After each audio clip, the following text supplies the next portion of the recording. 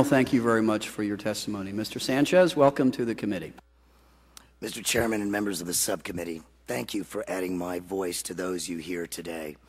My name is Diego Miguel Sanchez, and I'm a 51-year-old transsexual Latino man. I was born female and transitioned to male. I grew up as an Army brat and ended up in Augusta, Georgia, where my 80-year-old mother lives today. When I was 5, I told my parents I was born wrong, that I felt like a boy inside. My mother showed me a magazine with Christine Jorgensen on the cover. She's told me that she didn't know if there were other people like me, people who were born a girl and felt like a boy, but that this woman was born a boy, grew up to be a man, and became a woman later in life. And she said that by the time that I grew up, that it would be okay. From that time, my parents gently, privately, dually socialized me. My mother taught me to do the things that girls needed to do, and my father raised me to know the lessons that men would have to know. It was difficult and painful. I have to be honest, I had as many tutus as Tonka trucks, but I could survive the former because of the latter.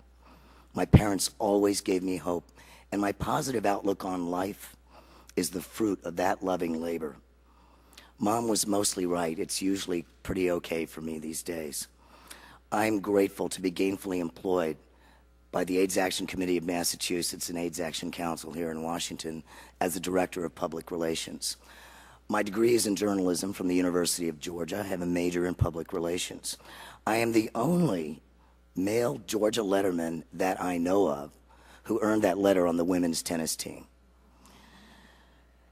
I was one of those straight A perfect attendance types. Dad always told me the harder you work, the luckier you get.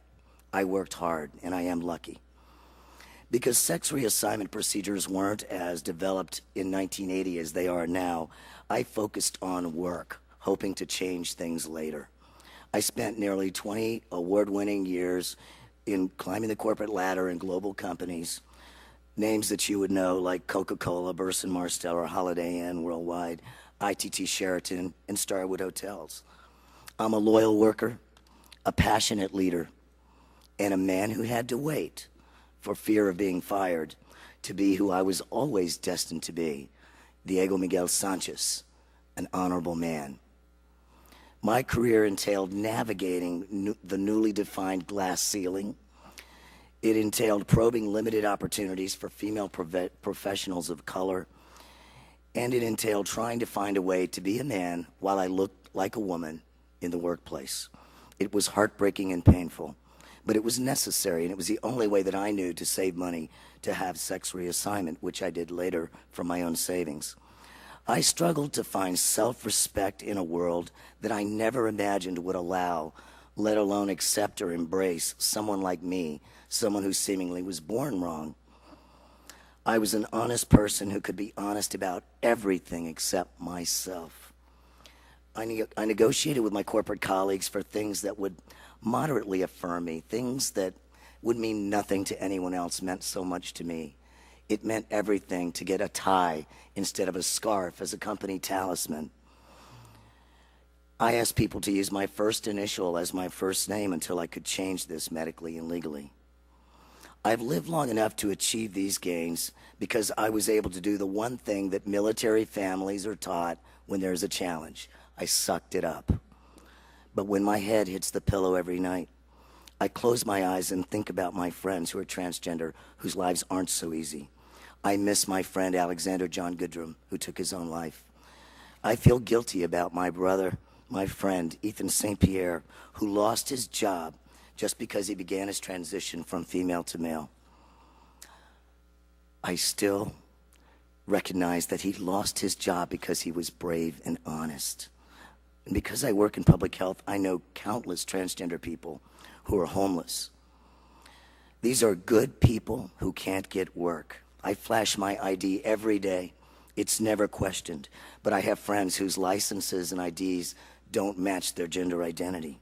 So they're disclosed as transgender the minute that they have to show that ID, including when they try to get work. I see this burden when recruiting firms do their due diligence and check my social security number. It closes doors for me and it limits the lives of my friends. I grew up in the South where I wasn't allowed to be in public swimming pools because I'm not white. This experience of employment discrimination against trans people feels like a flashback. Please treat us, including me, transgender people, as you treat others. Thank you. Mr. Sanchez, thank you very much for your statement. Ms. Miller, look forward to hearing from you. Thank you, Chairman Andrews, Ranking Member Klein, and members of the committee. I have spent 19 years as a trial lawyer after graduating from what I still believe is the world's finest law school, the University of Notre Dame. Your testimony is now concluded. Thank you very much. There are more fighting Irish than fans of the Big Red, Chairman. My purpose I will point out, though, and I will not take this away from your time, was Dean Blakey the dean when you were at Notre Dame? Yes, sir, he was. That's right. He was merely a professor at Cornell. Yeah. We saw his talent.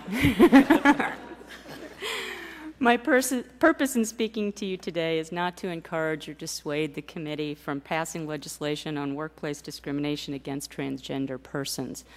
Rather, my intent is to provide you with some insight into the potential unintended legal consequences of using certain language in any proposed legislation and the challenges that the American businesses may face in implementing that legislation. Promoting a workplace free of discrimination is not only laudable, it is sound business practice.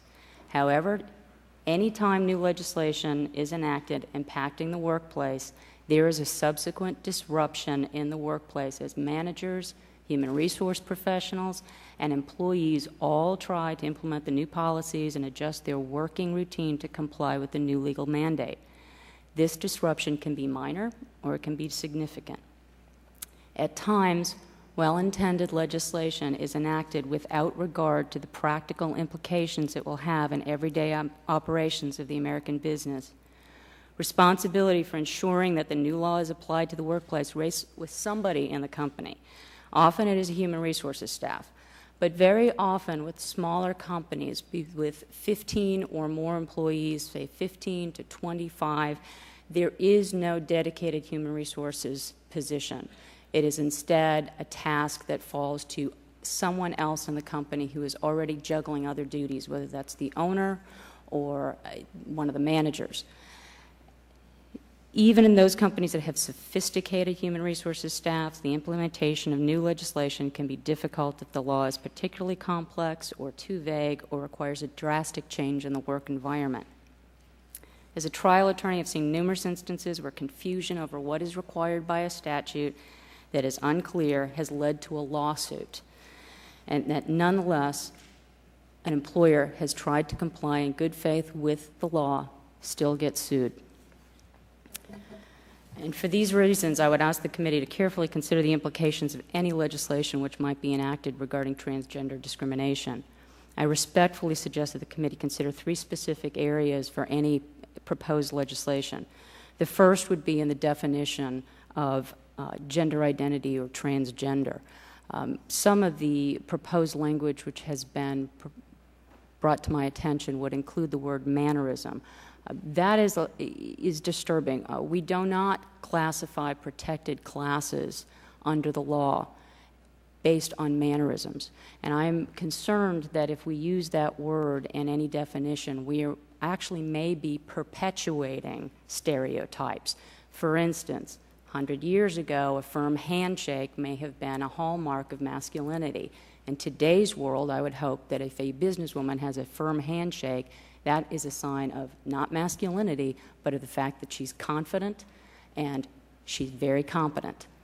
And again, mannerisms are something that can be changed. Intrinsic characteristics are not. So please be careful in using the type of language that you would use if you decide to go forward with this bill and define what is transgender or gender identity. The second purpose the second item I would like the committee to consider would be the carve-out exemption for an area of certain shared facilities. Some of the language I've seen has also indicated that the shared facilities would be places where there would be showers or dressing areas or an area where viewing someone unclothed would be unavoidable.